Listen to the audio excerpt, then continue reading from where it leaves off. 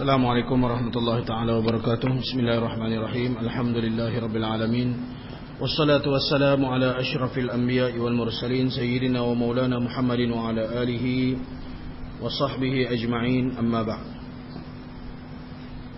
Allahumma rabbi shrah li sadri wa yassir li amri wahlul 'uqdatam min lisani yafqahu qawli. Subhanaka la ilma lana illa ma 'allamtana innaka antal alimul hakim wa la hawla wa la quwwata illa billahil aliyyil 'azim. Allahumma 'allimna ma jahilna wa dhakkirna ma nasina rabbi yassir wa la tu'assir rabbi atmimil khair. Kelebihan yang ke-14, muka surat 42. Kelebihan Nabi Muhammad yang ke-14. Tengok pada muka surat 42. Bismillahirrahmanirrahim. Kelebihan Nabi Muhammad sallallahu alaihi wasallam yang ke-14. Di antaranya, ini panjang sikit.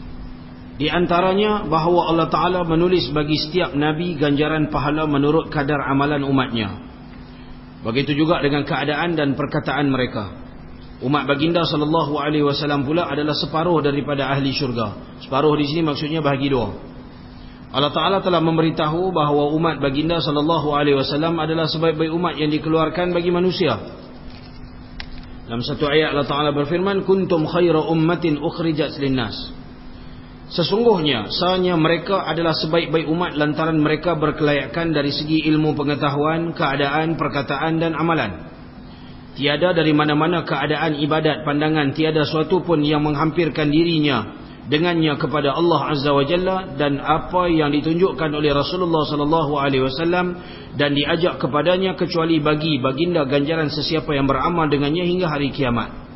Tidak ada mana-mana Nabi yang mencapai martabat ini. Di dalam hadis ada menyebutkan, al-khalqu iyalullah wa ahabbuhum ilallahi anfa'uhum li'iyalih. Yang bermaksud semua makhluk adalah tanggungan Allah. Yang paling dikasihi dari kalangan mereka adalah yang paling bermanfaat kepada tanggungannya. Manakala baginda sallallahu alaihi wasallam telah memberi manfaat kepada separuh ahli syurga. Selain baginda, dari kalangan nabi-nabi yang lain pula hanya memberi manfaat kepada satu juzuk, satu bahagian daripada beberapa juzuk yang separuh lagi. Maka kedudukan baginda sallallahu alaihi wasallam pada hampir kepada Allah menurut kadar kedudukannya pada manfaat. Maka tidak ada yang berilmu pengetahuan dari kalangan umatnya kecuali bagi baginda ganjaran pengetahuan. Ganjaran pengetahuannya di samping ilmu pengetahuan baginda sendiri. Maka tidak ada yang memiliki suatu keadaan daripada kalangan umatnya kecuali bagi baginda ganjaran keadaannya di samping hal keadaan baginda sallallahu alaihi wasallam sendiri.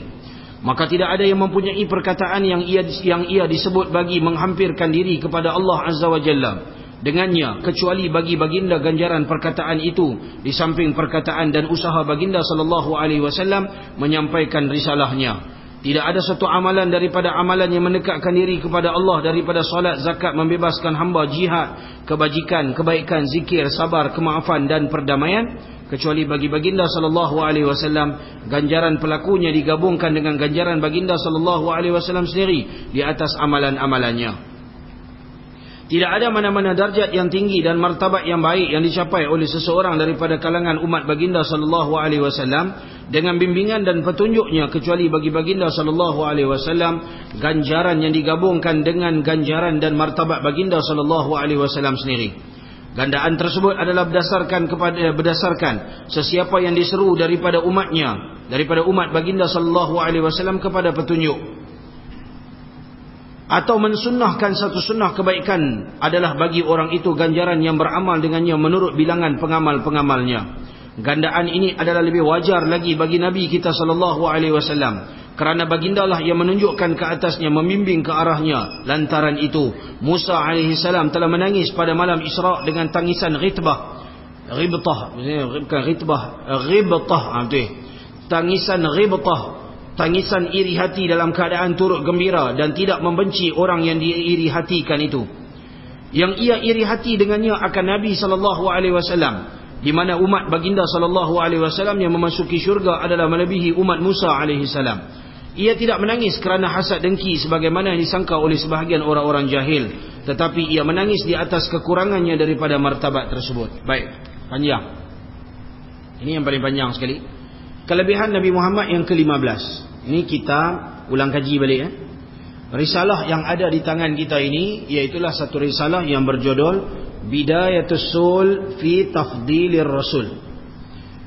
Satu risalah yang ditulis oleh seorang ulama hidup sekitar 600-an Hijrah, 500 lebih, 600. Namanya Al-Imam Izzuddin Ibnu Abdissalam.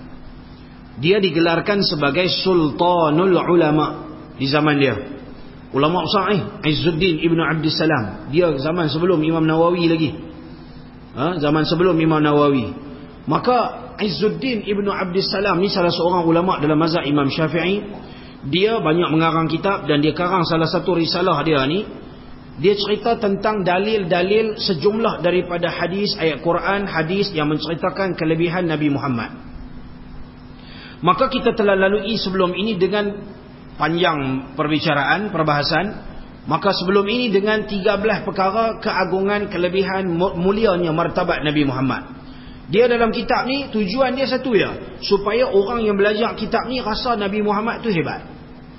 Supaya orang yang belajar umat Nabi Muhammad, siapa-siapa di kalangan orang Islam, bila baca risalah ni, bila belajar kitab ni, kita belajar dan kita faham poin-poin yang dia bagi kat kita ni, supaya kita rasa Allah hebatnya Nabi Muhammad, kita rasa kagum kat Nabi Muhammad, kita rasa respect Nabi Muhammad, sayang kita pada Nabi Muhammad. Maka dia berumai satu panjang lebar dia cerita, tak apa saya nak buat ringkasan dia. Dia nak cerita macam ni, umat Nabi Muhammad adalah separuh daripada umat manusia. Maknanya kalau boleh faham macam inilah, katalah daripada zaman Nabi Adam, start daripada Nabi Adam sampai kiamat, sampai orang yang terakhir dilahirkan dalam atas dunia ni, jumlah-jumlah tu semua katakanlah saja saya ubur satu jumlah, katalah 1 juta orang. Padahal lebih bilion-bilion orang ada kan. Katalah 1 juta orang. Bahagi 2 jadi apa? 500,000, setengah juta. Maka separuh tu umat Nabi Muhammad, lebih kurang lagu tu. Banyak umat Nabi Muhammad ni, bukan kata sikit punya orang. Separuh daripada semua umat Nabi Adam ada berapa kerat Hak ikut Nabi Nuh berapa orang? 80 orang, tak sampai 100 orang. Hak ikut Nabi Saleh berapa puluh orang? Hak ikut Nabi Ibrahim berapa ratus ribu orang? Jumlah semua-semua tu, hak ikut semua-semua Nabi ni, ranking nombor 1 umat paling ramai adalah umat Nabi Muhammad. Separuh. Esok bila masuk dalam syurga ni, separuh ahli syurga adalah umat Nabi Muhammad. Faham tak? Bahkan seluruh daripada umat-umat ni semua, separuh dia adalah umat Nabi Muhammad yang duduk dalam syurga. Hak duk ada atas dunia ni lagi ramai. Hak duk atas dunia ni lagi ramai. Yang masuk syurga saja, esok dalam syurga, separuh ahli syurga, 50% adalah umat Nabi Muhammad. Maka Nabi Muhammad ni, dia telah memberikan, dia sebelum tu, umat nombor 2 yang ramai, iaitulah umat Nabi Musa, namanya Bani Israel. Umat tu ranking nombor 2. Tu pun ranking nombor 2 tak sampai, memang jauh ketinggalan dengan umat Nabi Muhammad. Mungkin umat Nabi Musa ni lebih kurang dalam yang 50% lagi tu, mungkin umat Nabi Musa ada 10%.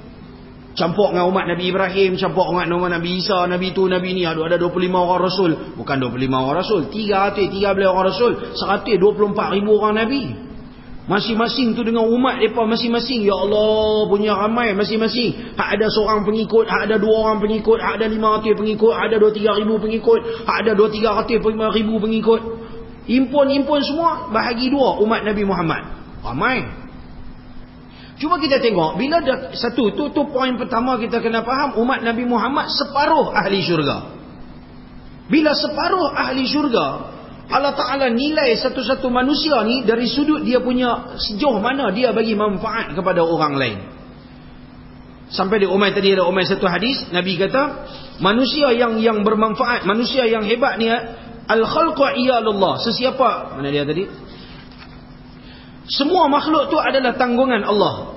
Maka yang paling dikasihi daripada kalangan mereka adalah yang paling bermanfaat kepada tanggungannya.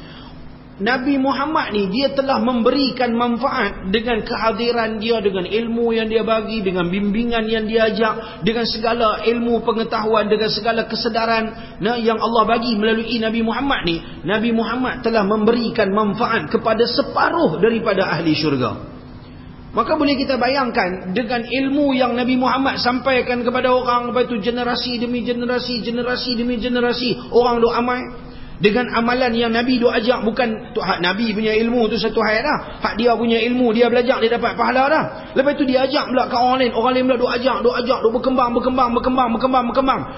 Mudah faham kalau kita biasa tengok sistem piramid, lagu tu direct selling.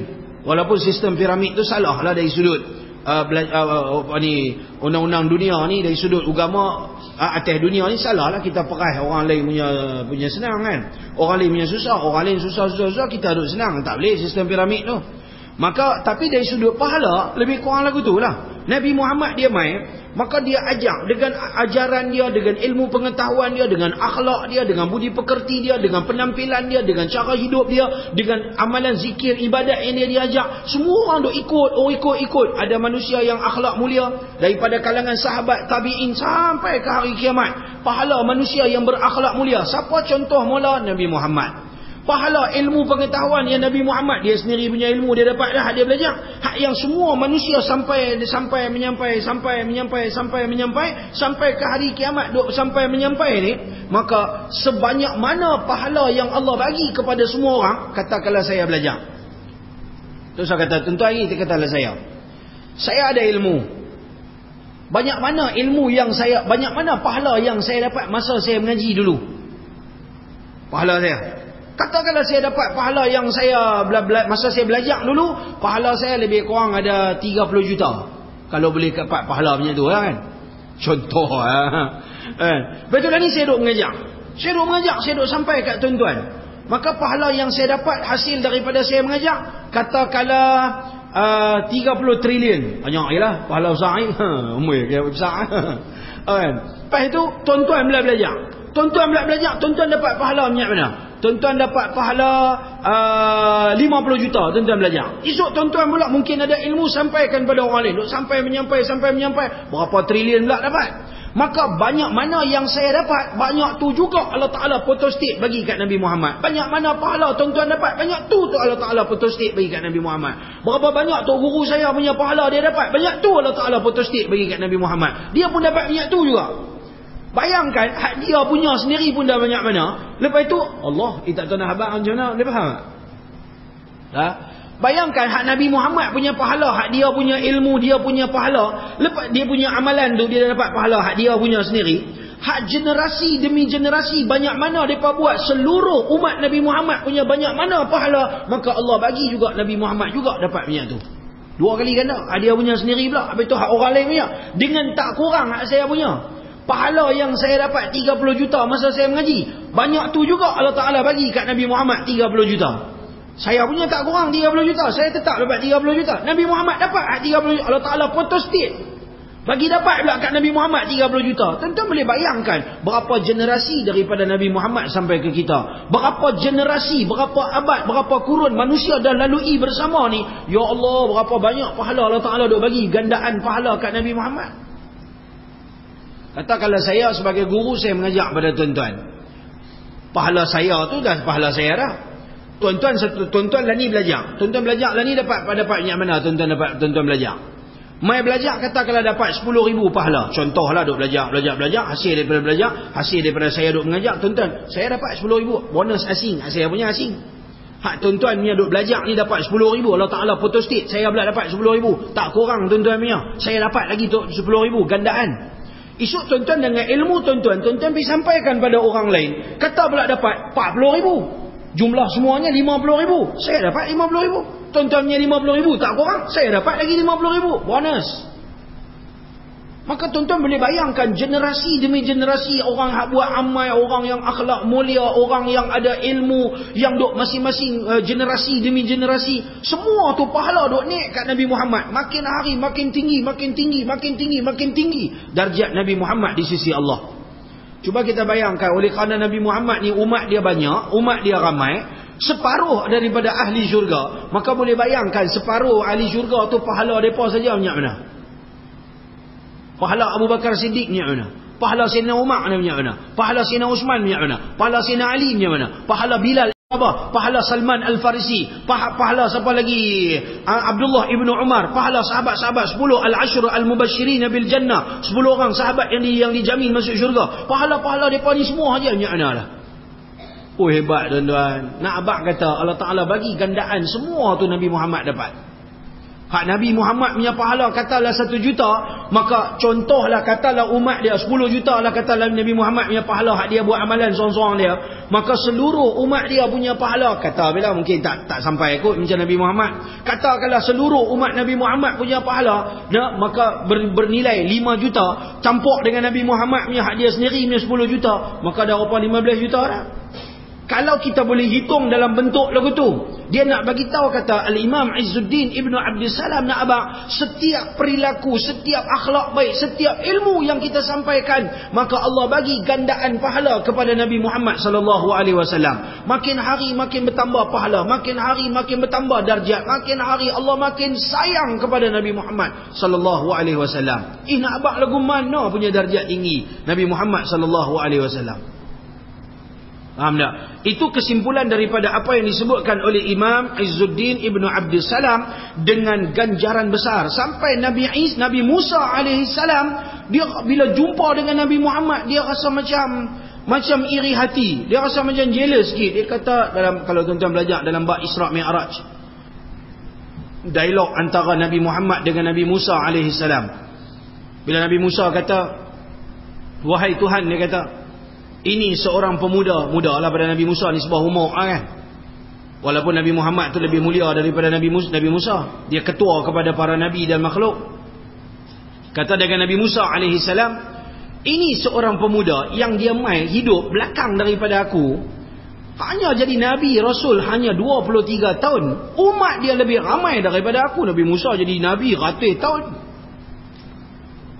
Nabi Nuh alaihissalam jadi Nabi ya 950 tahun. Pengikut dia 80 orang lah. Nabi Musa alaihissalam ratusan tahun hidup atas dunia. Umat dia mungkin ribuan orang lah. Tapi umat Nabi Muhammad bukan beberapa ribu, tetapi bilion manusia.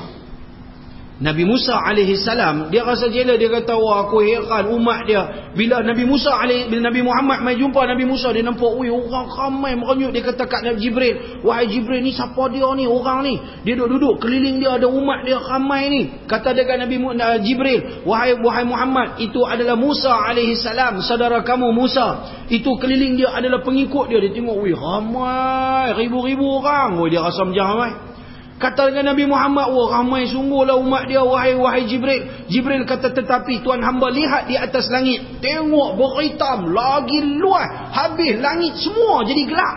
Ni apa dia, wahai Jibril? Inilah simbolik satu perumpamaan umat Tuan hamba, bukan 10, bukan 100 kali ganda, jutaan kali ganda daripada umat dia. Umat Tuan hamba yang paling ramai, umat Nabi Muhammad. Bila umat ramai, pengikut ramai, pahala daripada pengikut Nabi Muhammad dapat lebih. Dia dapat bonus juga. Banyak mana Allah bagi kepada setiap seorang daripada umat Nabi Muhammad, banyak tu juga Allah Ta'ala bagi kepada Nabi Muhammad dengan tidak mengurangkan pahala mereka. Maka ganjaran yang tinggi Allah bagi kepada Nabi Muhammad, darjat yang tinggi yang Allah bagi kepada Nabi Muhammad sallallahu alaihi wasallam, dengan setiap kali ilmu dan amalan dan benda kebaikan yang disampaikan kepada generasi demi generasi, maka pahalanya akan sampai kepada Nabi Muhammad sallallahu alaihi wasallam. Itulah darjat tinggi Nabi Muhammad. Sebab tu Nabi Muhammad layak digelarkan sebagai Sayyidul Kaunain, penghulu bagi dua alam, alam dunia dan alam akhirat. Dia penghulu bagi sekalian makhluk. Bila Tok Penghulu ni kena lebih sikit lah daripada orang lain. Nama untuk penghulu kan, dia kena lebih daripada orang hak rakyat biasa ni kan. Dia kena lebih sikit lah anugerah Allah bagi kat dia. Susah payah dia, hidup dia korban maruah dia, korban harta benda dia, korban hidup dia, korban nyawa dia. Harta benda ni tu saduk abang, hidup susah, tidur atas pelepah kamar ya. Tidur atas tilam pun tilam nipih-nipih ya. Korban hidup. Kadang-kadang tidur tak berbantal dengan berbantalkan tangan. Makan sehari tak pernah kenyang 2 kali. Nabi SAW sehari seumur hidup tak pernah makan kenyang sehari, makan yang boleh kenyang untuk 1 hari tak ada. Makan pula sehari sekali dia makan. Tak dapat nak makan 2 kali. Gagal lapak-lapak sikit-sikit kira nak lapik perut makan buah kurma. Aku tu punya hidup susah. Pasal apa hidup susah? Korban bagi sahabat-sahabat dia, bagi umat dia hidup senang. Korban segala-galanya untuk umat. Sampai dia ada peluang-peluang untuk minta doa yang terakhir. Sebelum ni dah sebut. antara kelebihan Nabi Muhammad? Nabi Muhammad Allah Ta'ala bagi doa terakhir yang kalau dia minta, confirm Allah Ta'ala mustajab. Semua Nabi Allah Ta'ala bagi, semua Nabi dah minta ada permohonan terakhir mereka. Kecuali Nabi Muhammad, dia kata, aku simpan permohonan aku yang terakhir tersebut untuk aku syafaatkan umatku pada Yaumul Mahsyar. Sampai lagu tu jiwa kepimpinan pikir terhadap umat dia. Nak abang apa? Nak abang kata kita perlu ada perasaan sayang dan cinta kepada Nabi Muhammad sallallahu alaihi wasallam, kerana Nabi sayang kat kita lebih daripada kita sayang. Lebih daripada kita sayang isteri, isteri sayang kita, kita sayang anak, anak sayang kita. Tak sama. Nabi Muhammad sayang kita lebih daripada segala-galanya. Bahkan Nabi suruh kita sayang kepada Nabi Muhammad. Nabi kata tak sempurna iman seorang kamu sehingga dia sayang aku lebih daripada sayang diri dia sendiri. Sayang mak opak dia, anak bina dia, keluarga dia, manusia seluruhnya. Dia kena sayang Nabi Muhammad lebih. Hari ini terang mana kita sayang kepada Nabi Muhammad? Terang mana kita sayang kepada Nabi Muhammad? Sayang ataupun tidak tengok pada perilaku kita seharian. Adakah kita menjadikan Nabi Muhammad sebagai contoh tauladan ikutan dalam hidup kita? Ataupun kita hanya sekadar belajar hadis, belajar hidup Nabi Muhammad, tekak ambil tahu, tapi kita tak ambil indah langsung tentang sunnah Nabi Muhammad. Inilah yang perlu kita buat muhasabah diri. Yang ke-15. Yang ke-15 di antaranya bahawa Allah Ta'ala telah mengutuskan setiap Nabi kepada kaumnya secara khusus. Manakala Nabi kita Muhammad sallallahu alaihi wasallam diutuskan kepada golongan jin dan manusia. Bagi setiap Nabi pula pahala menyampaikan risalahnya kepada umatnya. Maka bagi Nabi kita sallallahu alaihi wasallam pahala penyampaiannya kepada semua yang diutuskan kepadanya. Ada kalanya kerana melaksanakan penyampaian tersebut, dan ada kalanya kerana disandarkan kepadanya. Lalu lantaran itu Allah menganugerahkan kurniaan besar ke atas baginda sallallahu alaihi wasallam dengan firman-Nya, walau syi'na laba'athna fi kulli qaryatin nadhira, yang bermaksud dan kalau kami kehendaki tentulah kami utuskan dalam tiap-tiap negeri seorang rasul pemberi amaran. Bentuk kurniaan tersebut adalah jika diutuskan bagi setiap negeri pemberi peringatan, nadhir, maksudnya orang yang memberi peringatan, tidak akan terhasil bagi baginda sallallahu alaihi wasallam kecuali pahala memberi amaran kepada bagi penduduk negerinya sahaja. Nabi Musa alaihi salam, pengikut dia hanya di kalangan satu golongan saja, namanya Bani Israel. Berapa ribu orang ya? Ada di kalangan Nabi dan Rasul pengikut dia hanya beberapa orang, macam saya kata tadi. Mereka hanya dakwah untuk satu kampung, satu karya, satu negeri. Nabi Muhammad bukan satu negeri. Umat dia bukan duk ada satu negeri di Mekah ya. Duk ada di Madinah, bukan duk negeri Mekah, negara yang namanya Arab Saudi saja. Tapi umat dia seluruh pelosok alam. Sampai hari ini kita boleh tengok dunia-dunia yang kita tak pernah dengar satu ketika dahulu, rupanya Islam dah sampai di tempat itu. Tonton tengok. Satu kejutan apabila beberapa tahun yang sebelum ini, kejutan apabila wujudnya orang Islam di Bosnia. Ada orang pernah dengar nama Bosnia sebelum ni? 20 tahun yang telah lalu sebelum bergaduh dengan di Bosnia, ada orang pernah dengar nama Bosnia? Negara sebelah-sebelah tu tahulah apa dia Bosnia. Ada negara Arab tahu, yang dekat bukan jauh dengan negara Arab. Mereka tahu Bosnia, tak pernah ambil tahu. Rupanya dalam sengap-sengap negara yang dalam jajahan Rusia, dunia yang orang faham Rusia ni kira dengan pahaman komunisnya, etisnya yang tak percaya tentang kewujudan Tuhan, tiba-tiba Bosnia menggemparkan dunia. Rupanya wujudnya ratusan ribu umat Islam yang ada di Bosnia. Maka sekarang orang duk menjelajah, cari yang lagi bagus ya. Bila orang dah tahu tu, orang pi habis Rusia tak Rusia habis, dengan Eropah habis, semua orang masuk duk cari. Wartawan pi ke mana-mana negara mencari mana dia orang Islam, mana dia orang Islam, mana dia orang Islam. Masuk pedalaman India, masuk pedalaman China, masuk pedalaman Rusia, cari masuk pedalaman Australia, masuk pedalaman Amerika, cari bongkar sekarang. Tu dia masya-Allah tabarakallah, satu dunia ni bertebaran umat Nabi Muhammad sallallahu alaihi wasallam. Bahkan kalau tuan-tuan tengok yang dulu saya pernah tunjuk tu kajian yang depa buat pasal azan seluruh dunia tu. Hak tu pun dah cukup hebat, dah menggambarkan nama Nabi Muhammad disebut dengan setiap detik, setiap minit, setiap saat. Bukan setiap minit, setiap saat orang sebut nama Nabi Muhammad. Bukan seorang sebut, ratusan, ribuan, jutaan manusia. Setiap saat orang sebut nama Nabi Muhammad sallallahu alaihi wasallam. Setiap saat ada saja orang yang berselawat ke atas Nabi sallallahu alaihi wasallam. Oh, hebat.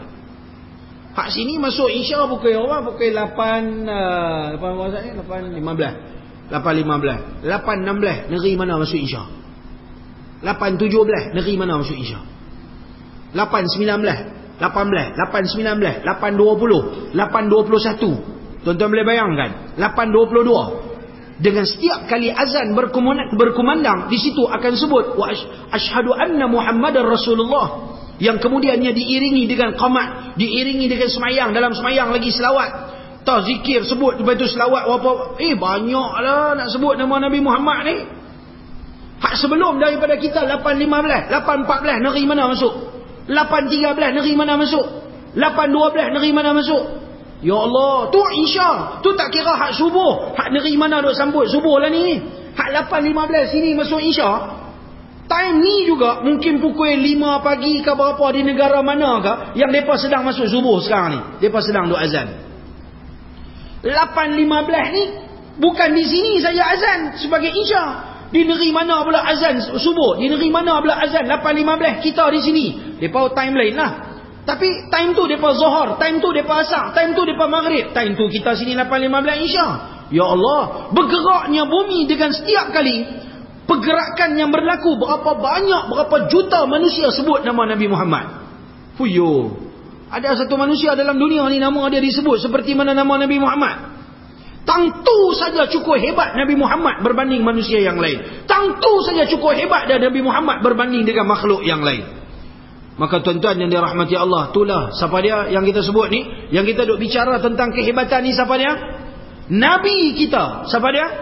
Nabi kita, Nabi Muhammad sallallahu alaihi wasallam. Kita kena rasa bangga, ya Allah, itulah Nabi aku, ya Allah, itulah Nabi kami, Nabi Muhammad, nama dia, wah hebat, disebut-sebut, diselawatkan. Bila selawat maknanya orang doa kepada Nabi Muhammad. Setiap saat orang doa. Selawat tu, Allahumma salli ala sayyidina Muhammad. Nah, kita duk baca tu, kita duk baca doa tu. Kan? Ataupun kita kata sallallahu alaihi wasallam, sallallahu ala Muhammad, sallallahu ala sayyidina Muhammad, ya, maknanya kita doa, ya Allah bagilah kesejahteraan, selawat dan salamu ke atas Nabi Muhammad. Ya Allah bagilah darjat yang tinggi kepada Nabi Muhammad. Tuan-tuan boleh bayangkan kehebatan Nabi Muhammad sallallahu alaihi wasallam. Tu pula tadi dia habaq Nabi Muhammad tu separuh umat dia adalah umat Nabi Muhammad sallallahu alaihi wasallam. Tadi dia sebut sebagai manusia saja. Tuan-tuan boleh bayangkan poin yang ke-15 termasuk pula dengan jin. Kalau tadi sebut manusia, yang ni jin. Umat Nabi Muhammad diutuskan untuk jin dan manusia. Lain-lain nabi dan rasul tidak diutuskan untuk jin dan manusia. Kecuali Nabi Allah Sulaiman alaihi salam, itu pun ada, dia bukan Nabi Sulaiman alaihi salam, dia boleh melihat jin, dia boleh mentadbir jin, dia boleh bagi suruhan kepada jin. Itu kelebihan mukjizat Nabi Sulaiman. Tetapi Nabi Sulaiman bukan diutus untuk golongan jin. Faham tak? Nabi Muhammad sallallahu alaihi wasallam diutuskan untuk manusia dan jin. Yang tu kita kena faham. Berbeza dengan Nabi Sulaiman. Nabi Sulaiman dia boleh tengok jin, dia boleh mentadbir jin. Okey, tak apa. Dia boleh mentadbir, tetapi bukan dia diutuskan untuk jin. Hanya Nabi Muhammad sallallahu alaihi wasallam yang Allah bagi kelebihan, beliau diutuskan untuk jin. Bukan Nabi Muhammad, kedatangan Nabi Muhammad tu untuk golongan jin saja. Bahkan bukit, bukau, segala makhluk ciptaan Allah, segala alam ini dapat manfaat dengan kedatangan Nabi Muhammad. Tengok Allah Ta'ala berfirman dalam satu ayat, وَمَا أَرْسَلْنَاكَ إِلَّا رَحْمَةً لِلْعَالَمِينَ. Tidak kami utuskan Nabi Muhammad melainkan sebagai rahmat bagi sekalian alam. Termasuk yang namanya alam tu manusia, termasuk yang namanya alam tu adalah jin, termasuk yang namanya alam bukit bukau, yang namanya namanya jamadat, bukit, batu, segala benda-benda berketui yang lain daripada jin dan manusia, dan termasuk juga pokok kayu, termasuk juga dengan segala binatang, semuanya dapat manfaat dengan kedatangan Nabi Muhammad. Kan? Cuba kita tengok, bisa dengar cerita Nabi Muhammad dilahirkan. Ini contoh kecil ya. Bila Nabi Muhammad pergi ke perkampungan Halimatun Sa'diyah, mula-mula apa jadi kepada perkampungan Halimatun Sa'diyah? Kalau sebelum tu bukit pokok-pokok kayu semua kering kontang, rumput-rumput semua mati. Bila bukmai saja Nabi Muhammad, hari bukmai Nabi Muhammad, dah nampak dah segala pokok-pokok mula menghijau, rumput-rumput mula tumbuh di perkampungan Halimatun Sa'diyah. Nah, binatang-binatang yang sebelum ni kurus kering yang tidak mempunyai susu, tapi sekarang kantong-kantong susu semua dah penuh. Sampai Halimatun Sa'diyah terasa, dia kata, budak ni bagus, bawa berkat ni budak ni. Dia mai duduk dengan kami, senang kami. Seronok tempat ni dulu, panas lah ni semua jadi sejuk. Bila pokok banyak, hijau jadi sejuk. Maka pokok semua tumbuh subur, dan hidup kami dengan binatang semua segar bugar semua, Masya Allah tabarakallah, dengan kedatangan Nabi Muhammad. Nah, bukan saja Nabi Muhammad memberi manfaat kepada manusia, tetapi alam ni dapat manfaat dengan kewujudan Nabi Muhammad. Itu kita kena faham. Nabi siapa? Nabi kita sallallahu alaihi wasallam. Ini Allah Ta'ala bagi. Sebab tu dia kata di sini, kalaulah Allah nak, Allah bagi tahu dalam satu ayat, walau syi'na laba'athna fi kulli qaryatin nadhira. Dan kalau kami kehendaki, tentulah kami utus dalam tiap-tiap negeri itu seorang rasul pemberi amaran. Di Malaysia ada rasul, di Selangor ada rasul. Rasul Selangor itu kan. Di Pulau Pinang ada seorang rasul. Malaysia aja ada 13 rasul, 13 negeri. Pergi Thailand pula ada berapa negeri pula, berapa jajahan pula di situ. Setiap jajahan tu ada satu rasul. Kalau Allah Ta'ala nak, awak susah. Allah Ta'ala lantik setiap negeri, setiap negara. Ni bukan setiap negeri, setiap karya. Satu negeri tu ada berapa karya? Satu karya, satu masjid lah. Sini karya awak, sini karya awak. Gurun lah, okey. Gurun tu besar tu. Karya masjid gurun lah maksudnya. Tapi buat Jumaat asing lah. Dia pecah karya ke apa? Dia kira surau tapi buat Jumaat je lah. Tak pecah karya tapi cuma buat Jumaat sahaja. Okey. Jadi kata kalau okey ni karya gurun. Gurun besar mana ya? Yang namanya gurun, pekan gurun lah kita kata kan. Lepas tu masih lagi dalam gurun ni panggil apa? Daerah ke apa? Ada Dewan Undangan Negeri Gurun. Pekannya no, pekannya bukan Dewan Undangan Negeri, bukan Dun. Dun apa? Dun Jerai. Dun Gurun, Parlimen Jerai. Okey. Dun Gurun. Maknanya dalam Dun Gurun tu ada banyak karya lah tu. Kan ada banyak karya. Ni baru karya gurun. Maknanya ada sebelah-sebelah ni ada karya kampung lain-lain pula kan. Banyak karya. Setiap karya tu Allah Ta'ala kata dia boleh utuskan setiap karya. Maknanya satu masjid buat Jumaat, tentu ada satu Nabi Rasul. Tapi kenapa Allah Ta'ala tak utus lagu tu? Maknanya kalau Allah Ta'ala utus lagu tu, pahala dapat kat Nabi tu, Nabi Muhammad tak dapat. Maka sebab tu Allah Ta'ala jadikan seluruh umat sampai ke hari kiamat ni, Rasul mereka adalah Rasul yang satu, Nabi Muhammad sallallahu alaihi wasallam. Pasal apa Allah Ta'ala buat lagu tu? Pasal Allah Ta'ala nak bagi pahala darjat yang tinggi kepada Nabi Muhammad sallallahu alaihi wasallam, supaya pengikut dia ramai di kalangan jin dan manusia. Itulah Nabi Muhammad sallallahu alaihi wasallam. Tanda pada muka surat 53, kelebihan yang ke-16 Nabi Muhammad sallallahu alaihi wasallam. Buka balik kitab ni, hadis. Tanda dekat situ. Siapa-siapa hak pegang buku tu sat lagi kena bayar duit RM5. Hak pegang saja RM5 kena bayar. Lepas tu pula dah lah pegang RM5 kena bagi. Buku tak boleh ambil balik. Kena tinggal dekat sini, buat wakaf dekat surau. Nak ambil tunggu khatam esok baru bincang nak bagi ke, nak bagi balik ke, nak bagi kat surau-surau lain ke, terpulang. Sebab kalau tuan-tuan ambil bawa balik, dah jadi dah sekali dulu. Dulu mai tinggi tu bah. Habis semua bekat ambil. Lepas tu lalas semua main lenggang tak bawa. Tinggal mana atau lupa kan. Jadi tinggal kat sini, bulan depan tuan-tuan main mengaji, buku dah ada dah tang ni. Ambil kongsi-kongsi dapat pahala besar. Hadis yang ke apa?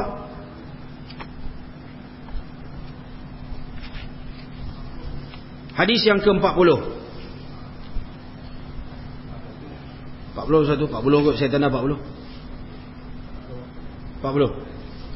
Hadis yang ke-40, bisanadi al-muttasil ila a'immatil muhaddithin wa khususan ila al-imam Al-Bukhari rahimahullahu ta'ala wa hatta ila Rasulillah sallallahu alaihi wasallam aqul. Hadis yang ke-40, an Abi Hurairah radhiyallahu anhu qala uqimatis shalah fasawwa an-nasu sufufahum fakharaja Rasulullah sallallahu alaihi wasallam fataqaddama wa huwa junubun thumma qala ala makanikum faraja'a faghtasala thumma kharaja wa ra'suhu yaqturu ma'an fasalla bihim. Daripada Abu Hurairah radhiyallahu anhu berkata, didirikan ini sembahyang, maksudnya uqimatis salat, orang pun qamatlah nak sembahyang.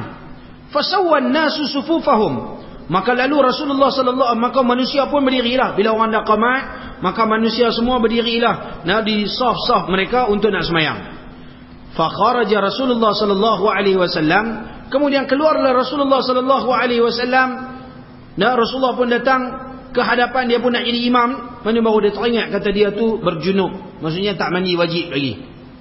Apa Rasulullah buat? Kemudian ia berkata, ala makanikum, duduk, tunggu sat. Dia tunggu tang ni sat. Faraja'a, kemudian Rasulullah pun balik pergi rumah dia. Faghtasala, lalu dia pun pergi mandi. Thumma kharaja, kemudian dia keluar. Wa ra'suhu yaqturu ma'an, lalu rambut Rasulullah tu menitik air. Ada titisan-titisan air yang turun daripada rambut Rasulullah. Fasalla bihim, maka lalu Rasulullah sallallahu alaihi wasallam sembahyang dengan sahabat. Hadis di sini Allah banyaklah hukum kalau nak cerita daripada hadis ni, yang ulama istinbat daripada hadis ni. Antaranya, kalaulah kita lantik seorang imam, kalau kita lantik seorang tu menjadi tu imam, maka dia ada kuasa besar untuk dia nak teruskan sembahyang ataupun dia suruh berhenti sembahyang. Umpamanya orang dah qamat dah, tiba-tiba dia terkentut batal ayat sembahyang, maka dia kata orang semua dah berhenti dah, dia nak takbir, dia tak tahan sangat, sakit perut, nak tercirit, nak apa, terberak apa semua, maka dia pun habaq, okey tunggu sat lah, saya nak pergi beli air sat. Dia ada kuasa besar untuk menghalang daripada diteruskan sembahyang.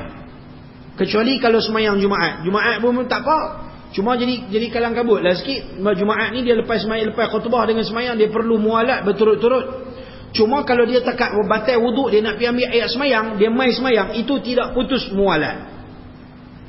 Faham tak? Cuma kalau takut terlalu lama sangat, dia nak qada hajat sampai tu dia tercirik-birik apa semua, maka pada ketika tu dia boleh lantik orang lain, sila mai tolong saya jadi tu imam, saya sakit perut, maka yang tu atas dia.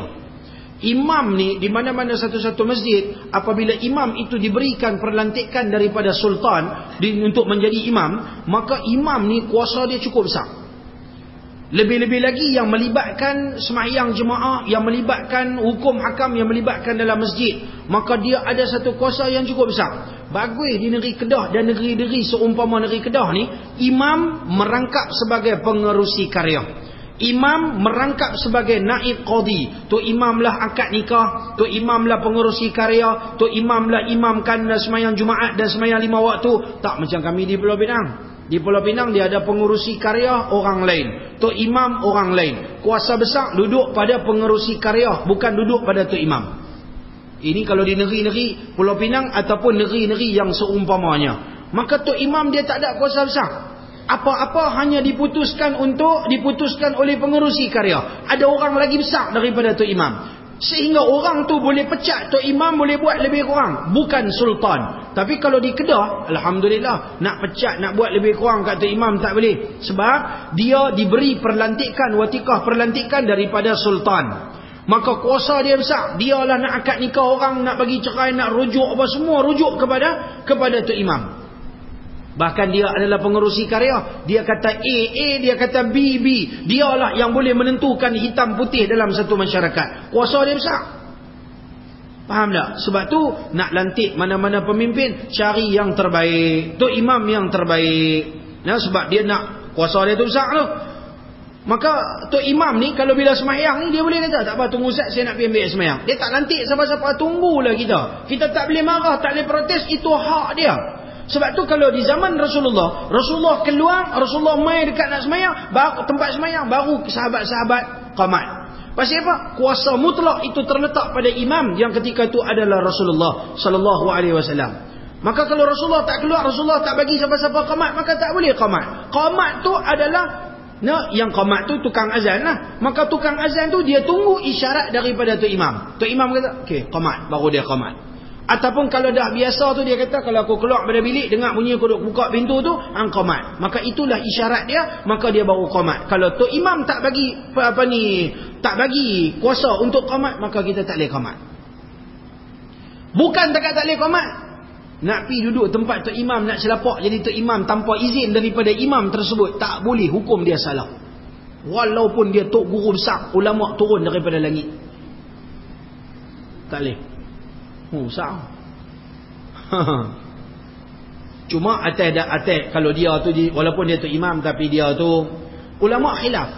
Imam yang dilantik ke afdal, tok guru besar turun mai ke afdal. Katalah mai satu tok guru besar di tempat tu, maka sebahagian ulama mengatakan imam yang dilantik itu lebih afdal. Maksudnya dia tu lebih utama mengimamkan. Kecuali dia sendiri merasakan, aku ni ilmu tak banyak, ada satu tok guru besar turun mai masjid aku, apa salahnya aku suruh tok guru tu bagi jadi tok imam. Sebab tu adabnya tuan-tuan, mana-mana tok guru tuan-tuan perhati tengok. Kalau dia pi satu-satu tempat, kalau diizinkan dia jadi tok imam, baru dia jadi tok imam. Dia tak ada main-main selapak terus dia jadi tok imam. Kecuali yang dia dah biasa macam setengah-setengah masjid, tapi okey ustaz main mengajar, maka dia lah jadi tok imam sembahyang isya, maghrib, isya. Okey, itu dah jadi lumrah dah, sebab dia difahami, sebab dia dah maklum awal ustaz main, ustaz lah jadi tok imam maghrib, isya. Tapi kalau pi waktu-waktu lain yang bukan kita pi mengajar, bukan dia tak ada main selapak terus duduk tempat tok imam, tak ada. Tak boleh buat, itu bukan adab yang baik. Dia kena sembunyi-sembunyi diri, dia kena duduk asing sampai orang tengok, tu ada ustaz mai, ada tok guru mai, panggil-panggil aja. Yang tu asing. Sebab yang tu bukan hak dia. Hak pada ketika itu untuk menjadi imam adalah imam yang dilantik, bukan tok guru tu mai. Faham tak? Tapi apa salahnya kalau faham dua belah pihak? Dia faham dia punya hak, dia tahu kata dia faham dia tu sebagai dia tu bukan orang sini, bukan dia jadi tok imam, maka dia duduk asing. Kawan ni pula jadi tok imam, dia rasa lah siapalah aku, ada tok guru besar mai, sila-sila tok guru jadi tok imam. Faham lah betul kan? Boleh betul lah ansur sama-sama kita, itu lebih afdal, lebih baik. Maka berdasarkan hadis ini, tengoknya sahabat ni dia qala uqimatis salat fasawwan nasu sufufahum. Bila didirikan, bila diqamatkan untuk sembahyang, maka lalu orang semua berdiri di saf. Maka timbul persoalan, bila kita nak berdiri mai duduk di saf, ada setengah ulama kata sebelum daripada qamat kita mai dekat-dekat dia nak qamat tu, kita mai duduk dah di saf. Ada pendapat ulama mengatakan bila dia dah mula-mula Allahu akbar, kita kena bangun dah mai jalan duduk di saf. Ada ulama kata pada ketika perkataan qad qamatis salah, qad qamatis salatu, qad qamatis salah, masa tu kena bangun dengan jalan mai cepat-cepat. Pendapat yang keempat mengatakan tak kira masa bila, janji bila tukang qamat tu, tukang azan tu dia kata Allahu akbar, la ilaha illallah, dia habis ya qamat, kita semua duk ada dah di saf. Dan ada juga pendapat yang lain mengatakan kira habis qamat barulah kita bangun mai. Dalam banyak-banyak pandangan, 5 pandangan yang saya sebutkan tadi, pendapat yang ditarjihkan oleh para ulama lebih suka berpegang kepada pandangan yang ketiga, iaitulah pada ketika tukang qamat kata qad qamatis salah, maka kita bangun jalan mai cepat-cepat dan kita ada di saf. Kita buat alik-alik, tunggu bagi, lepas tu sat lagi dia kalau boleh dia nak duduk saf belakang supaya senang, habis-habis semayang dia boleh tengok orang semua, sebab dia pemerhati yang dilantik khas untuk tengok perhati orang semua, berapa orang ada dia nak kira, dia nak tengok pakai baju tu, baju ni, color tu, color ni, dia tu, dia ni, dia nak tengok orang. Fadilat yang paling besar adalah saf pertama, jangan duk tengok kiri kanan terus mai fadilat, ambil fadilat besar ni dah, dia nak cari hak belakang. Sebab tu jenah tuan-tuan, sebab penuhkan saf semua duk perhati, lepas tu sekejap lagi tengok tak cukup ni, Tambah hak yang veteran-veteran pula dia pelekoh hak anak-anak muda. Budak-budak pergi depan. Hang lah pak cik oi. Hang kena pergi depan. Suruh apa budak-budak. Iya. Kalau saya jadi tok imam, saya dengar betul, saya maki pak cik kira apa pak cik? Pak cik duk suruh dia apa? Pak cik dah main langkah ke depan. Pak cik dah nak mati tak apa hari. Ambil fadilat pahala besar hari. Dia ada umur panjang lagi. Itu budak mana tahu lah. Pada adatnya mungkin umur panjang dia ada pahala banyak lagi. Pak haji lah langkah main ke depan. Sebab tu kaedah fiqah mengatakan al-itharu bil qurabi makruhun wa fi ghairiha mahbubun. Mengutamakan orang lain dari soal ibadat hukum dia makruh. Kan ada ruang kosong di depan, boleh pergi ke depan. Kita suruh orang pergi ke depan, hukum dia makruh, tak dapat fadilat besar. Sepatutnya ada ruang kosong, celapak kita pergi ke depan. Jangan suruh orang lain. Benda-benda baik jangan suruh orang buat. Kita pulun seorang-seorang kita dulu. Belen baru bagi kat orang lain. Dia kira begitu. Jenis-jenis benda ibadat ni jangan bagi orang. Pulun duk seorang diri dulu. Nama ibadat. Boleh takat mana boleh pulun seorang-seorang dulu. Tapi kalau dalam bab lain, umpamanya dalam bab makan, jangan pulun seorang-seorang dulu. Bagi kat orang lain, utamakan orang lain. Yang tu lebih afdal. Tapi dalam bab ibadat, maka disuruh supaya kita pulun lebih sikit, tak apa.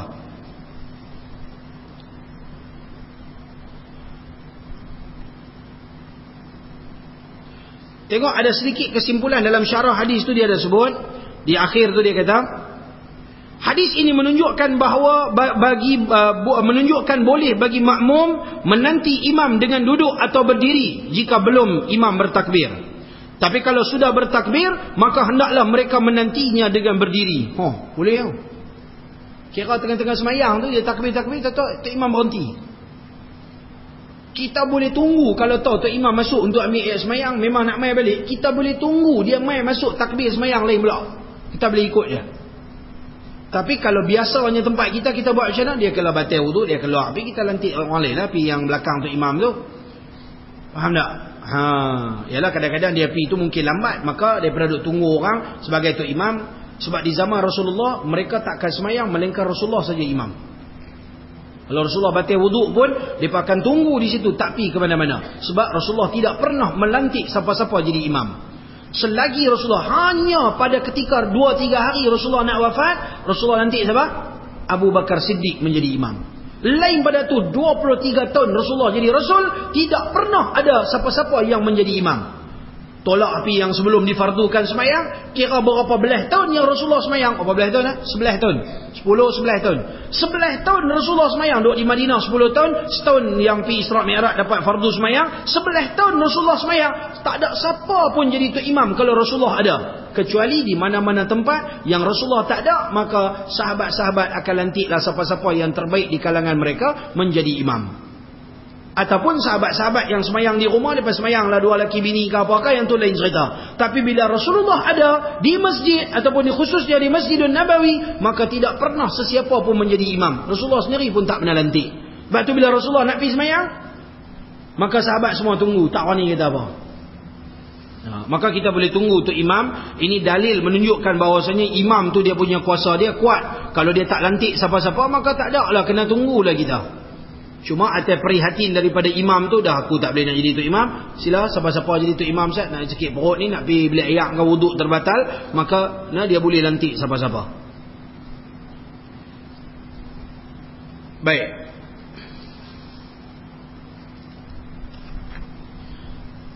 Hadis yang ke-41. Hadis ni panjang, tak apa. An Abi Hurairah radhiyallahu anhu 'an Nabi sallallahu alaihi wasallam qala: Sab'atun yudhilluhumullahu fi dhillihi yawma la dhilla illa dhilluh. 7 golongan akan berada di bawah naungan bayangan arasy Allah pada hari yang tidak ada bayangan naungan melainkan naungan dan bayangan arasy Allah. Dia simbolik kepada 7 golongan esok di akhirat. 7 golongan ni selamat, tak ada soal di yaumul mahsyar. 7 golongan ni akan masuk ke dalam syurga sepantas kilat. Bila mai manusia dibangkitkan di yaumul mahsyar, Nabi Muhammad orang mula-mula akan terbelah kubur dan bangun, maka bangun umat Nabi Muhammad, maka manusia yang bangun di pada mahsyar pada ketika itu, 7 golongan ni akan disimpan asing, maka mereka akan dimasukkan ke dalam syurga sepantas kilat. Tak ada hisab. Pertama siapa? Pertamanya al-imamul adil. Ini golongan yang pertama. Mulianya imam yang adil, pemimpin yang adil. Pemimpin yang melaksanakan kepimpinan dia dengan yang terbaik, pemimpin yang adil. Walaupun ibadat dia tak terang mana, tapi dia tergolong dalam golongan orang yang akan masuk syurga awal. Pasal apa? Sebab dia punya tanggungjawab dia cukup besar atas dunia. Dia bukan tanggungjawab dia untuk diri dia, keluarga dia, tetapi dia ada orang lain ramai di bawah pemerintahan dia. Maka mereka yang menjadi pemimpin yang adil akan dimasukkan oleh Allah ke dalam syurga. Pertama, sebelum manusia-manusia lain masuk syurga, maka yang masuk di kalangan umat Nabi Muhammad namanya pemimpin yang adil. Sebab tu oleh kerana ganjaran dia pun besar, pahala dia besar, maka nak jadi pemimpin yang adil pun susah. Cuba tengok atas dunia ni, manalah nak dapat pemimpin yang adil. Hak duk ada semua pakat duk cari kesempatan-kesempatan untuk peribadi mereka masing-masing. Maka kita takut tuan-tuan, saya bukan katakan pemimpin hanya dari sudut pemimpin negara. Namanya pemimpin ni dia daripada sekecil-kecil pemimpin sampai sebesar-besar pemimpin. Hak Perdana Menteri, dia jadi pemimpin pada seluruh negara.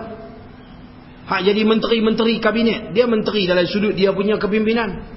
Hak namanya menteri besar, dia jadi pemimpin kepada negeri dia. Hak namanya ahli parlimen, dia jadi pemimpin kepada di bawah parlimen dia. Hak namanya adun, dia jadi pemimpin kepada orang yang duduk di bawah adun dia. Hak namanya imam masjid, dia jadi pemimpin kepada anak qaryah dia. Hak namanya JKK, dia jadi pemimpin kepada kampung dia. Hak namanya siapa lagi? Namanya suami, dia menjadi pemimpin kepada isteri dan anak-anak dia.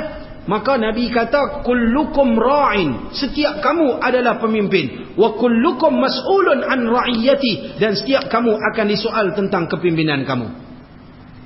Maka jagalah bini semayang ke tak? Anak semayang ke tak? Anak bini tutup aurat ke tak? Anak bini tahu baca Quran ke tak? Anak isteri kita buat dah benda-benda yang wajib, tinggal dah benda-benda yang haram. Maka kita akan dipersoalkan esok di akhirat. Itu namanya al-imamul adil, pemimpin yang adil. Yang kedua, wasyabun nasha'a fi ibadati rabbih, seorang pemuda yang tumbuh membesar beribadat kepada Allah, tak mengenal erti maksiat. Daripada kecil beranak-beranak mai, mak opak dia didik cara Islam, mak pak dia semayang, dia pun semayang, puasa apa semua dia pun puasa, mak pak dia baca Quran, mengaji kitab, pergi masjid, surau, kuliah, ceramah, dia pun ikut bila tok-tek duduk di surau, duduk di masjid, tumbuh membesar sebagai orang yang tak kenal erti maksiat. Lepas pada tu masuk kira mula belajar, hantar pergi dah pasti kata dika Islam dah. Lepas pada tu masuk darjah 1, hantar dah pergi sekolah Arab, tahfiz apa semua, belajar semayang, puasa apa semua, mengaji Quran. Lepas tu masuk sekolah Arab, lepas tu main menengah, lepas tu jadi ustaz, jadi ustazah, belajar faham agama, tak mengenal erti maksiat. Walaupun mungkin terlibat dengan maksiat, tapi tumbuh membesar dengan ibadat. Ini di kalangan manusia-manusia masuk syurga tanpa hisab. Allah, beruntungnya. Dan tu kita boleh didiklah anak cucu kita ni supaya menjadi seorang pemuda ataupun pemudi yang besar dalam keadaan beribadat kepada Allah, tidak melakukan maksiat kepada Allah, tak berzina, tak berjudi, tak mencuri, tak membohong, tak buat benda-benda haram. Tapi susahlah. Antara benda yang nak bagi pelingkup anak-anak kita, internet lah. Kita nak bagi anak kita celik IT. Bila kita berbual internet, kita tak kawal, dia gunakan untuk benda-benda yang haram, benda-benda maksiat. Takut. Saya sendiri takut nak buka, nak tengok internet ni kadang-kadang malas. Pasal apa? Bila kita takut tak tahan daulat. Dia mudah ya. Type satu benda, buka YouTube, type satu benda, dia keluar. Type benda-benda apa kita type perempuan ni, dia keluar macam-macam jenis perempuan. Kan? Type benda-benda, kita silap-silap type dia keluar. Tak payah, kita duk type hal elok-elok ni. Kita nak tengok, katalah nak tengok politik punya hal. Okey, type lah apa-apa. Okey, parti politik, ceramah agama. Dalam ceramah-ceramah tu dia boleh keluar benda belik-belik. Dalam banyak-banyak kotak-kotak, cup ada satu tak boleh keluar. Lepas tu mula mata kata, klik dia tak boleh keluar. Klik hal tu dia keluar terus, semua tak boleh keluar. Mampu kita. Susah kita nak berdepan dengan dunia ni.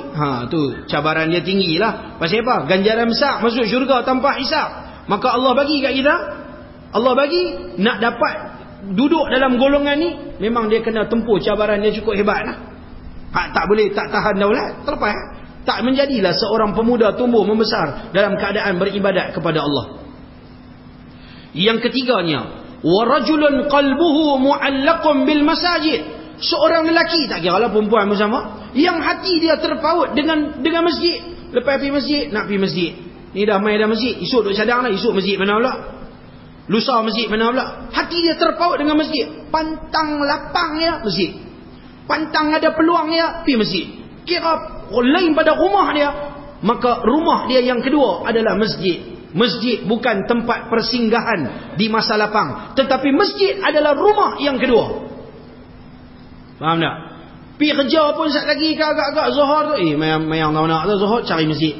Sat lagi asar pula mayang masjid benar tu, perjalanan pulang lepas balik pada kerja, duduk saya masjid benar tu. Tak kira masjid ke surau, tapi maksud yang sama. Berarti hati dia terpaut dengan masjid. Orang yang cintakan masjid. Maka sepatutnya tuan-tuan ni nak masuk dah. Kalau Pulau Pinang sampai tempoh diberikan sampai akhir bulan April, akhir bulan 4 tahun depan untuk buat pilihan raya masjid di Pulau Pinang. Kedah tak? Nah, belum lagi lagi tak ada pilihan raya, tak ada apa raya. Kau duk kekal tu. Belum tak ada pemilihan. Ini Pulau Pinang ni, satu Pulau Pinang. Sekarang start daripada sekarang sampai paling lewat akhir April. Akhir bulan 4 boleh buat pilihan raya masjid, lantik jawatankuasa baru. Oh ni kalut lah. Lah ni orang tengah duk cari tim. Cari tim ni lah ni. Tim A, tim B, tim C. Satu tim tu kira lengkap lah. Pengurusi timbalan, pengurusi setiausaha, bendahari, sampai pemeriksa kira-kira. Ada siap lah. Kira nak berjatuh. Tim ni nak berjatuh. Tim ni nak berjatuh. Tim ni. Sampai ada masjid dalam Pulau Pinang ni. Masjid tu, jawatankuasa dia tak pernah main masjid. Dia ni pula kena lumpuh. Dah 4-5 tahun sudah dah memang tak pernah main masjid. Lumpuh, tak boleh bangun. Bubur juga dalam senarai ahli jawatankuasa masjid. Bukan kata seorang, ada 2-3 orang dalam karya tu, ada 2 orang kot yang memang tak boleh bangun terus. Depa ni lumpuh, tapi punya ketandusan, punya miskin orang main masjid ni sampai pergi bubuh orang yang tak boleh main masjid. Bukan tak ada, tapi pasal hak duk main masjid tak kenal dengan geng dia. Bubuh senarai tim dia yang geng dia. Geng dia pun tak cukup, bubuh pergi dah tak pernah main masjid pun. Lepas tu saya kata, lantiklah jawatankuasa masjid orang yang boleh main masjid. Orang yang betul-betul cintakan masjid. Orang yang betul-betul nak masjid diimarahkan. Imarah bukan hanya sembahyang. Imarah adalah menyemarakkan dalam rumah Allah dengan kepelbagaian ibadah. Ni dengar dah bunyi di beberapa tempat. Dah bunyi dah. Tim kami menang pilihan raya masjid ni. Mula sekali kami pegang jawatankuasa masjid, kami akan stop semua kuliah. Ada sebut lah. Abang tu dia tak malu, tak segan ni abang tu. Mula sekali kami nak stop adalah kuliah-kuliah. Perhabis duit masjid di bawah. Duk bagi kat ustaz-ustaz. Bukan duit hang. Kalau duit hang tak apa je. Bukan duit dia, duit orang bagi untuk imarahkan masjid. Dia kata ni duk panggil ni buat kuliah banyak-banyak sikit-sikit sudah. Duk perhabis daripada duit masjid. Allah, ada juga setan begitu no. Sian no. Allah Taala, mudah-mudahan Allah Taala bagi hidayah lah. Nampak macam mana benda-benda ni dia tak nampak. Dia tak tahu kata rupanya duit orang bagi ni untuk imarahkan masjid. Nah, duit tu untuk guna duit api, duit ayak, nak buat kuliah, buat ceramah, buat khutbah, lagu tu lagu ni. Orang rasa seronok nak main dengan macam-macam ustaz main, macam-macam kuliah, ada tafsir, ada hadis, ada fiqh, ada tauhid, ada tasawuf, ada sirah Nabi, ada ceramah tok guru ni luar dalam mana-mana tempat. Orang pun jadi seronok, tak boleh main malam ni, malam esok boleh main mengaji. Tiap-tiap malam ada kuliah. Tunggu hang ya peluang. Hang lapang ya. Ustaz dia ada, memang duk ada tiap-tiap malam mengajar. Tu dia. Tapi ada orang dia tak pandang, dia tak faham lagu tu. Maka antara anugerah yang besar Allah Taala bagi kepada satu manusia umat Nabi Muhammad esok di hari kiamat, wa rajulun qalbuhu mu'allaqun bil masajid. Hati seorang tu bergantung dengan masjid. Maksud bergantung dengan masjid bukan nak pegang jawatan masjid, tapi dia duk fikir nak buat ibadat dalam masjid, nak imarahkan masjid. Ganjaran besar Dan yang keempatnya, warajulani tahabba fillah ijtama'a alaihi wa tafarraqa alaihi. antara golongan yang dapat ganjaran besar 2 orang lelaki, termasuk jugalah 2 orang perempuan. Nah, yang berjumpa bertemu kerana Allah, yang berpisah kerana Allah. Bila berjumpa kerana Allah. Macam kita ni, main surah berwajah ni untuk apa? Kita main untuk apa? Nak buat amal ibadat. Kita main untuk apa? Nak mengaji kitab, nak dengar hadis Nabi, lepas tu nak buat amal, nak mengenal antara satu sama lain, nak hubung silaturahim. Dah kita main ni, maka kita kena hubung silaturahim. Jangan buat muka sama-sama kita, jangan mengutuk mengumpat sama-sama kita, kena hormat sama-sama kita, kena sayang sama-sama kita. Oh ni siapa, tak kira lah dia jawatan kuasa ke bukan jawatan kuasa, mai pada mana sekalipun, mai pada Zimbabwe ke mana, turun mai muka macam kita ke tak macam kita ke, sah kata duduk ya di rumah Allah ni, hang adik-beradik aku mesti hang mengucap 2 kalimah syahadat. Pasalnya suara tangan tengok, Assalamualaikum Pak Abang. Kenal-kenal, duk mana, main mana. Kalau kita tak kenal, kalau agak dia segan nak abang, kita pergi salam, tak pernah nampak Pak Abang, bagus nak okey. Kenal-kenal. Tak ada pun kalau tak mau kenal, lebih-lebih pun kenal sekurang-kurangnya, dia ni orang Islam, Pak Abang bagus sihat. Duk tengok bisa main dah ya. Tak ada nak tegur ni, kali ni boleh tegur. Apa salahnya kita menegur satu sama lain? Tengok ustaz tak main lagi, kalut ustaz tak main lagi. Ni duk kalut ustaz tak main lagi. Kalut apa tu sebelah tu hang tak kenal lagi. Ustaz sat dulu tu trailer terbalik kat Sungai Dua, tak ada nama, tutup habis jalan-jalan. Hujan sampai Pulau Pinang, trailer terbalik. Dia kata patut pun. Kan? Nak buat macam mana? Tu kawan sebelah. Kenal tak kenal kawan tu? Tak kenal ni. Pak cik duk mana? Pak Abang. Kenal-kenal lah. Sekurang-kurangnya tahu duk mana, tak apa dah. Kita pun kalau orang tanya apa Abang duk mana, Abang bila sepatah, tak saya duk koni ke. Ya Pak Abang bagus. Cuba buat muka senyum ni, buat mukanya ikan piranha. Tu dia macam nak makan orang. Kan, tak kena tu. Kita bukan bertemu kerana Allah, berpisah kerana Allah. Nampak tak? Ni main mengaji macam ni dia pun boleh dapat pahala bertemu kerana Allah, berpisah kerana Allah. Dengan syarat hubung silaturahim bagi elok. Jangan duk bergaduh. Setengah-setengah tempat main semayang di masjid, main mengaji, tempat nak keluar tu sibuk. Keluar ni maki hampur sama-sama mereka. Woi apa dah, maki-maki pula. Main mengaji satu tok guru, duduk dengan imam yang satu, dengan Tuhan yang satu, Nabi yang satu, duduk dalam satu masjid. Hubung silaturahim sepatutnya bila keluar. Allah hormat-hormatlah sikit. Tempat tu sempit nak keluar. Macam kita ni tak apalah tempat lapang. Setengah-setengah surau masjid nak keluar tu ramai. Tok guru main mengajar, orang main mengaji ramai. Sat lagi nak keluar, sat seorang-seorang keluar. Macam kita pun sama juga. Memang tempat ni lapang, sat lagi nak keluar tang pintu tu mungkin tempat sempit. Sat bagi satu-satu kereta keluar, satu-satu kereta keluar. Jangan duk picit-picit orang, duk marah. Semua orang nak balik cepat. Hubung silaturahim. Dan yang kelimanya, seorang lelaki, wa rajulun talabat umra'atun dhata mansabin wa jamalin faqala inni akhafu Allah rabbal alamin. Seorang lelaki yang dituntut, yang disuruh, yang diajak oleh seorang perempuan supaya dia berzina dengan dia. Maka lalu dia kata apa? Sesungguhnya aku takut kepada Tuhan semesta alam. Tolak. Ni markah telefon malam ni. Bang. Malam ni malam minggu bang. Baby duk tunggu ni. Lama tak jumpa abang. Nampak? Baby duk tunggu ni. Jomlah bang, kita pergi makan angin, jom kita pergi Tanjung bang malam ni. Baby kata, Allah abang mula duk kemang dah satu macam dah, tak boleh nak duduk. Nak mengaji ke, nak pergi dengan markah tau. Nak pergi mengaji ke, tak mau lah bang, tak mau buat dah kerja-kerja lagu tu. Abang dah bertobat dah, dulu memang abang tahu buat. Nah, benda-benda haram, tapi lah ni abang dah bertobat dah, ni abang tak mau lah. Nah, minta ampun, tobat lah, tak salah. Nah, kita duduk jumpa lah. Sagi berjumpa mula nak buat benda haram. Nah, istighfar banyak. Hebat. Boleh tolak ajakan dan permintaan untuk buat benda-benda yang haram. Baru ni ada seorang kawan kita, tak mau sebutlah nama, kita takut tuan-tuan kenal. Ada anak murid saya lah. Memang mengaji, bukan kalau mengaji kat saya, mengaji kat ramai-ramai ustaz lah kan. Tapi kira geng-geng kaki-kaki mengaji macam kita lah kan. Dia mengaji kat saya, mengaji ustaz-ustaz lain pun dia mengaji. Bagus budak tu. Baru-baru ni nak jadi fitnah dalam hidup dia. Sial lah. Dia berniaga, ada buat berniaga. Satu malam tu pukul 12 malam dia pergi rumah kawan dia. Nak bincang pasal berniaga ni. Malam lah lewat-lewat dia jenis kelawak ni. Tengah malam kopi. Dia pergi rumah kawan dia. Kawan tu bujang. Duduk ada rumah tu, rumah flat 2 bilik di Penang. Jumpa dengan kawan tu, duduk simang. Tahu bilik sebelah tu kawan pada kawan tu bawa balik perempuan. baru sudah berzina, baru sudah mengadakan hubungan. Dia ni tak senang duk kawan kaki mengaji ni orang Lepas tu kadang-kadang saya duk buat program pergi rush apa tepi-tepi lot, dia duk ikut. Kawan duk biasa dah. Dia tak senang duk, dia bagi nasihat tu. Pumpang-pumpang duk bagi nasihat daripada pukul 12 malam sampai pukul 3 pagi. Kira puak-puak tu kira insaf lagi orang ni. Lepas tu bila insaf tu nak bawa balik lah budak perempuan ni, nak suruh dia tu bawa balik. Sat lagi kawan tu nanti tak bawa balik, kona balik dalam rumah balik, duk berzina lagi. Kawan pun dengan murah hatinya offer, jom aku hantar balik. Tak ada lah saksi siapa-siapa, seorang-seorang dia seorang, budak perempuan tu seorang.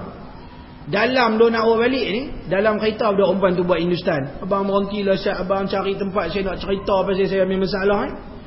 Lepas tu dia pun berhenti lah, tak apa, kira konon-kononnya nak jadi kaunselor ni, tak kena cara ni. Dia pun jadilah kaunselor, dengar kawan tu main duk cerita, kawan tu duk merayu, sambil duk merayu, tangan duk merayap. Abang tolonglah saya, abang, dia duk buat sedih-sedih. Lala kawan ni pun jadi macam kesian. Dia kata saya putus silap Ustaz, jadi macam kesian ke mana lah. Lepas tu tuan-tuan duk esok tu mereka buat kes kat dia. Kata kes cubaan merogol. Budak perempuan ni pergi report, mereka buat cubaan merogol kat dia. Tengok ni, nak berdakwah tapi kadang-kadang silap teknikal kita, dia kena balik atas batang hidung kita. Sebab tu kalau ada orang khaluat di rumah apa bersekedudukan, jangan berani-berani ambil IC orang.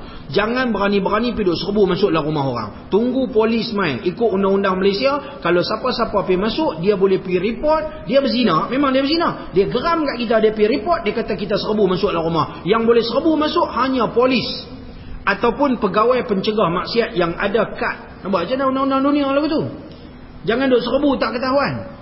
Lepas tu kita pergi masuk, kita pergi remuk. Dia buat kes, kita remuk dia. Kena pula 323. 323 ke 324 lebih kurang. Kena pula, kita pula kena tahan reman, kena tu pukul orang. Yang je pasal nak pukul, saya bagi petua macam ni. Panggil dia keluar pada rumah. Ini petua-petua. Tak mau ikut tak apa. Tarik dia pelan-pelan, pergi cari tempat gelap. Jangan bagi tahu siapa pukul, habis-habis remuk, hilang habis. Masa pergi rumah semua tutup muka. Kami semua Zoro. Itu dia. Jaga tuan-tuan, kita buat benda, kita nak buat benda baik, kita nak bagi nasihat, kita nak bagi dia pengajaran, tapi dengan cara kita buat benda tak betul, kena balik kita. Kena beringat tuan-tuan, orang boleh buat balik kan. Hari tu saya pergi di Queensway, hak yang saya bagi teguran tu dalam kereta, ada 4 orang perempuan, seorang lelaki. Driver dia lelaki, 3 belakang perempuan dengan seorang sebelah. Nah, kereta kecil, kereta kancil lebih kurang lagu tu lah. Di Queensway, pakai seksi gila ramai. Driver tu yang bawa depa, yang ketua kumpulan yang bawa perempuan ramai-ramai, polis, budak muda 20-an. Kami hampir-hampir bergaduh. Tapi nasib baik saya pergi pun ramai kat 100 orang lebih. Panggil semua ramai, dia tak mampu. Saya ingat ni aku tak ada heran dengan amir polis tu awak. Tempatnya kami punya tempat, jangan duk buat leceh. Hang pakai seragam, masa tu aku takut kat hang. Hang tak pakai seragam, hang duk keluar lagu ni hang bawa, hang siap mampu hang. Baki hamput 3 suku mun. Apa amir polis? Patut hang lah jaga keamanan. Hang sepatutnya bela perempuan ni bagi nasihat. Tapi hari ni hang bawa dia pergi rata-rata, hang duk buat benda maksiat. Maki hamput adalah dia tak lewat apa, belah balik gitu. Kan? Tapi tak apalah, kita pun kena beringat. Kadang-kadang bila kita nak pergi benda-benda ni, kita hilang pertimbangan. Kan dah jadi benda-benda tak elok. Itu masa saya pergi tu, saya bawa geng 3 line main geng. Ayah-anda pun turun. Satu budak tu sudah pergi marah dia tu pegang, hang tahu aku siapa? Aku ayah-anda. Dia pergi menampak kali. Saya kata alamak jam. Bila penampak lagi jadi kes polis. Kita pergi, kita hanya nak bagi nasihat. Macam tablik duk pergi kita jumpa, duk bagi gas, duk bagi nasihat. Kadang-kadang bila orang maki kita hilang pertimbangan, maka jadi benda-benda yang tak baik. Maka betul kena ada kawan-kawan kita sambil-sambil ni, kita nak kena jaga. Pasal apa? Kita nak buat benda baik, tapi di celah-celah tu kalau ada insiden-insiden lain yang berlaku, maka dia jadi naya balik kat diri kita. Maka kena beringatlah tuan-tuan. Nak tolong orang lah. Nak bagi nasihat orang juga. Tapi di samping kita nak bagi nasihat, kadang-kadang takut benda-benda tu kena pada diri kita sendiri. Maka ni cuba tengok ni. Sebab tu kalau kata tuan-tuan naik lift, kalau ada orang perempuan dalam lift, sebaik-baiknya lari keluar, jangan duduk dalam lift. Kalau orang perempuan tu nak buat naya kat kita naik lift, duduk seorang-seorang dengan dia koyak baju dalam lift tu, buka-buka pintu lift, orang tengok, dia peluk kita. Tuan-tuan tengok ni orang ni, dia pegang kita. Ni dia koyak, dia nak rogol saya. Nampak? Katalah nak buat naya kita. Boleh tak buat naya? Boleh. Orang akan percaya dia. Orang kata, tengok, mereka 2 orang ni, tengok dia ni baju koyak. Boleh jadi lelaki ni buat. Maka adab dia jangan berdua-duaan dengan perempuan. Bahaya dia lagu tu. Kalau orang nak buat naya memang boleh buat naya je. Na'udzubillah, takutlah tuan-tuan. Ujian Allah bagi dalam hidup atas dunia ni. Saya tak mau kata kat siapa-siapa, kita buat muhasabah diri kita balik, diri kita sendiri. Takut sangat kalau Allah uji dengan benda-benda yang melibatkan perempuan, laki, perempuan. Memang ujian dia cukup dahsyat.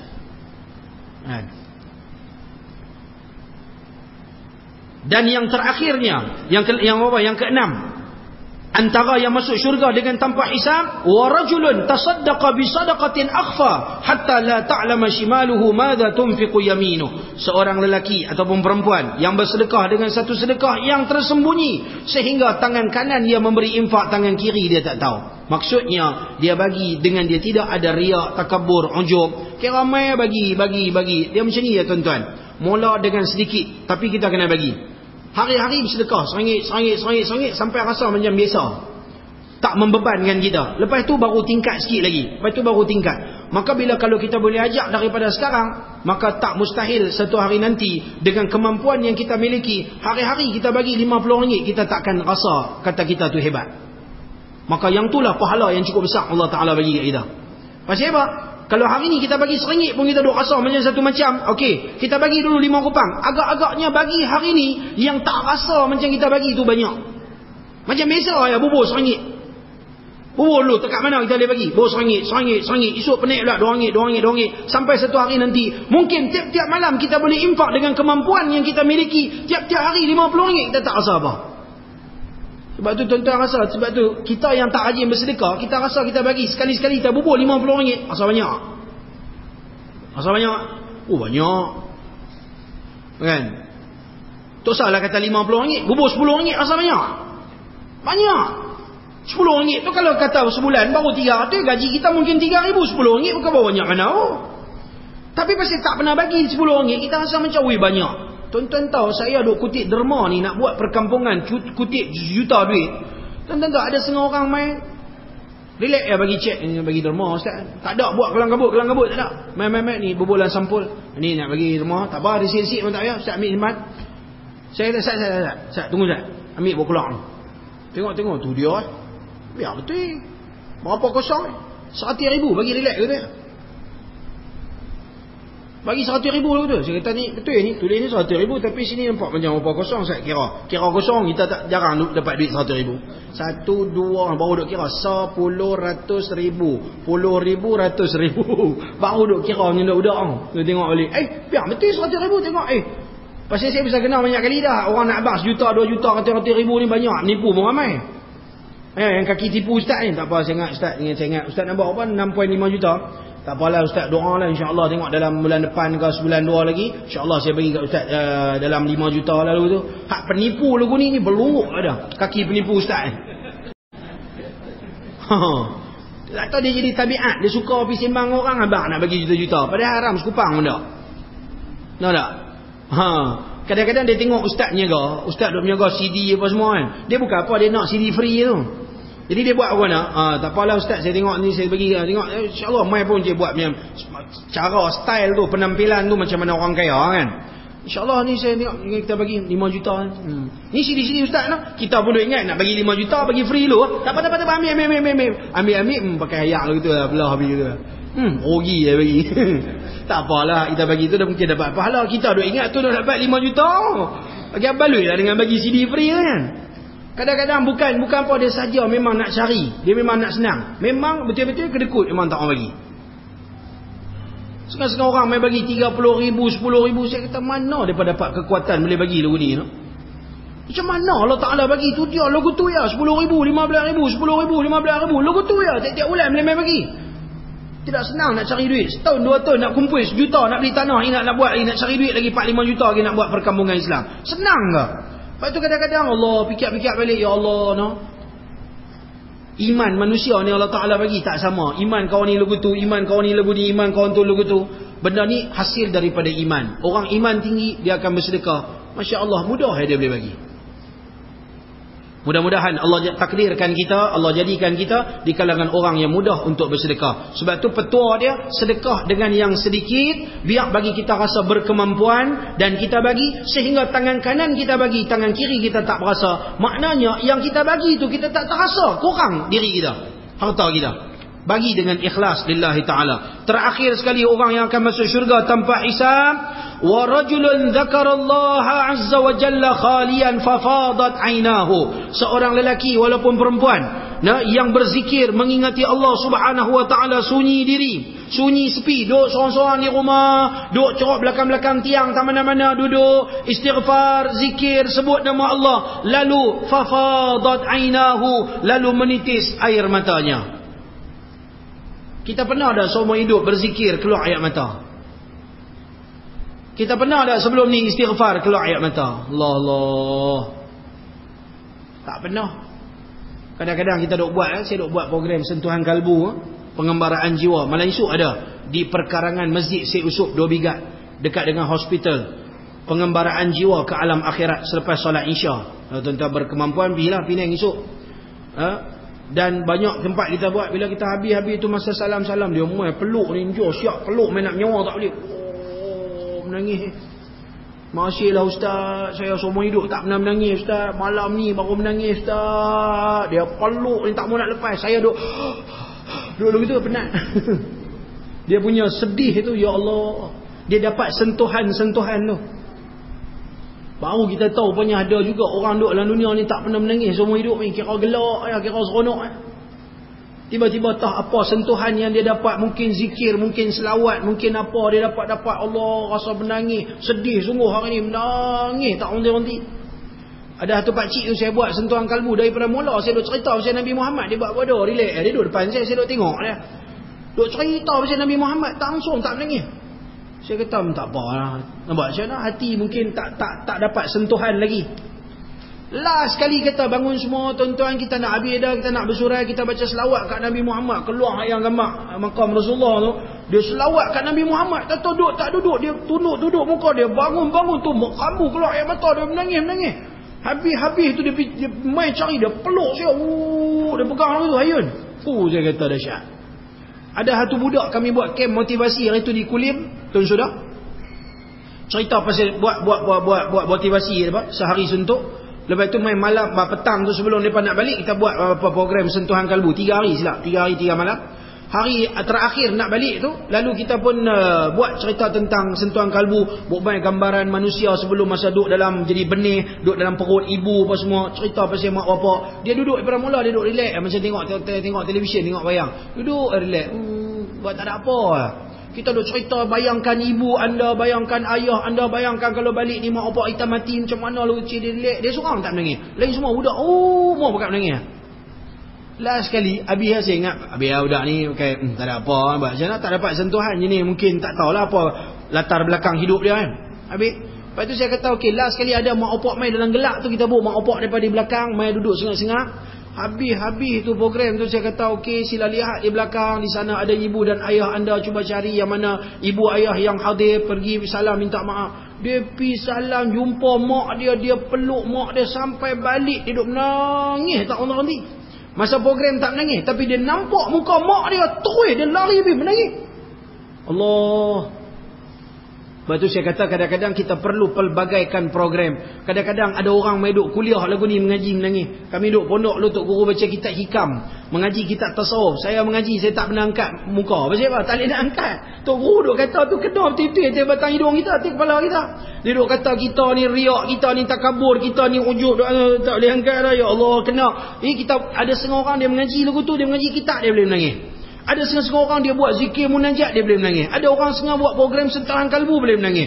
Ada setengah-setengah orang pergi buat camp motivasi apa masuk dalam hutan, baru dia boleh menangis. Ada orang setengah-setengah buat sentuhan Nabi Muhammad, dia boleh menangis. Setengah-setengah orang dia tak sentuh dengan Nabi Muhammad, dia cuba pasal mak bapak, dia boleh menangis. Pasal dosa dia banyak kat mak bapak. Maka sebab itulah perlu pelbagaikan program. Kita perlu hadir macam-macam program. Sebab kita tak tahu di mana sentuhan-sentuhan yang boleh tersentuh hati kita, sehingga boleh menyebabkan menitis air mata kita kerana mengenangkan dosa dan kesalahan yang pernah kita lakukan sebelum ini. Itulah 7 golongan yang selamat di hari kiamat. Mudah-mudahan Allah golongkan kita termasuk dalam golongan 7 golongan ini. Paling-paling tidak boleh masuk dalam satu golongan dalam 7 golongan ni pun tak apa dah. Mudah-mudahan kita selamat esok di Yaumul Mahsyar. Amin ya rabbal alamin. Bismillahirrahmanirrahim. Alhamdulillahirabbil alamin wassalatu wassalamu ala asyrafil anbiya'i wal mursalin wa ala alihi wa sahbihi ajma'in. Allahumma zidna ilman nafi'a wa rizqan halalan wasi'an mubarakan fihi wa amalan mutaqabbala. Allahumma ij'al jam'ana hadha jam'an marhuma wa tafarruqna min ba'dihi tafarruqan ma'suma. Wa sallallahu wasallam alaihi walhamdulillahi rabbil alamin. Taqabbalallahu minkum. Assalamualaikum warahmatullahi taala wabarakatuh. Kitab tuan-tuan, kitab tadi tu boleh kumpul di depan. Tuan-tuan bagi RM5 kat Azhari untuk buat wakaf. Nah, simpan di surau Perwaja ni. InsyaAllah bulan-bulan yang berikutnya kita boleh kongsi-kongsi belajar. Dapat pahala besar tuan-tuan. Siapa bagi RM5 dia buat wakaf 1 buku. Siapa bagi RM10 dia buat wakaf 2 buku. Terpulang tuan-tuan punya kemampuan. Nah, sekadar tu saja. Wassalamualaikum warahmatullahi taala wabarakatuh.